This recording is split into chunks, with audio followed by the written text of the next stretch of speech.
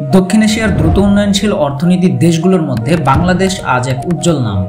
আর এই উন্নয়নের যাত্রাপথে সবচেয়ে শক্তিশালী অংশীদার হিসেবে উঠে এসেছে বিশ্বের দ্বিতীয় বৃহত্তম অর্থনীতি অর্থাৎ গণপ্রজাতন্ত্রী চীন।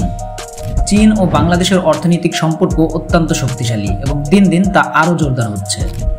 চীন বর্তমানে বাংলাদেশের বৃহত্তম বাণিজ্যিক অংশীদার এবং অন্যতম প্রধান বিনিয়োগকারী দেশ।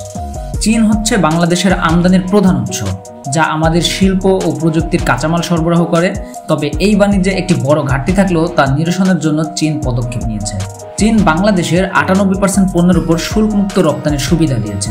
পোশাক, চামড়াজাত পণ্য এবং কৃষিভিত্তিক পণ্যের রপ্তানি বাড়াতে উভয় পক্ষ আলোচনা চালিয়ে যাচ্ছে প্রতিনিয়ত। এই বাণিজ্য সম্পর্কের পাশাপাশি অবকাঠামো খাতে চীনের সরাসরি বিনিয়োগ বাংলাদেশের অর্থনীতির মেরুদণ্ড শক্তিশালী করেছে। বাংলাদেশের মেগা প্রকল্পগুলোতে চীনের অবদান সবচেয়ে বেশি। পাশাপাশি প্রধানমন্ত্রী শি জিনপিং এর বেল্ট অ্যান্ড রড ইনিশিয়েটিভ বা BRI এর আওতায় এই সহযোগিতা আরও প্রসারিত হচ্ছে।